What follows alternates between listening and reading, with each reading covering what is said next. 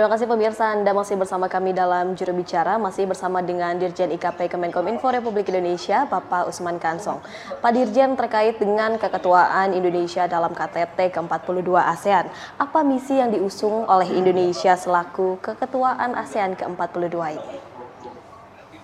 Ya, jadi kalau kita lihat misi yang diusung oleh Indonesia, bisa kita lihat temanya.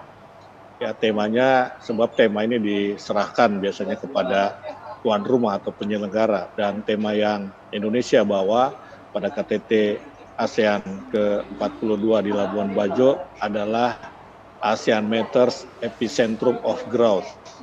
Nah, jadi dari tema itu kita ingin paling tidak membawa dua misi, paling tidak. Ya, ada 3 pilar tadi saya sampaikan.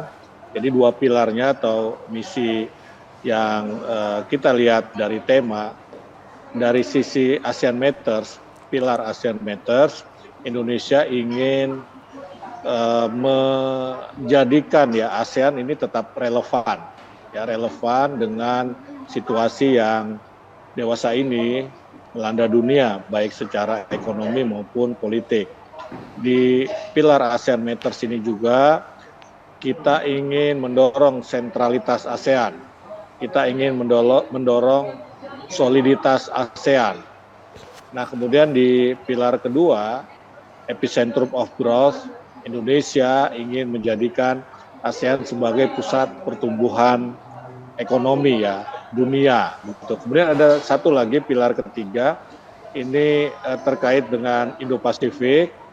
Jadi dalam hal ini kita membawa misi yang lebih konkret, ya bagaimana ada tindak lanjut kerjasama ekonomi di antara negara-negara ASEAN dengan negara-negara di kawasan Indo-Pasifik.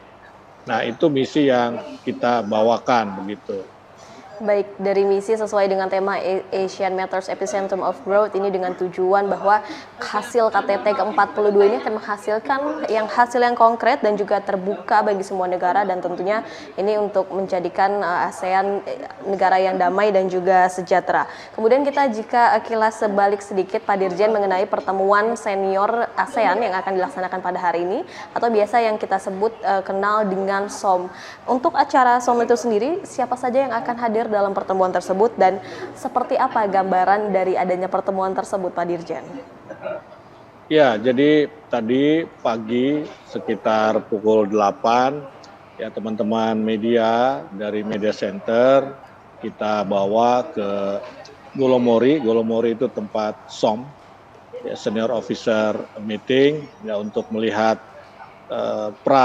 sidang pra pertemuannya yang diikuti oleh tentu saja adalah tadi pejabat senior, misalnya dari Indonesia itu yang mengikuti adalah Dirjen Kerjasama ASEAN. Ya, kemudian seperti saya sampaikan bisa duta besar negara-negara ASEAN, kemudian perwakilan tetap. Nah, ini yang mengikuti SOM ini.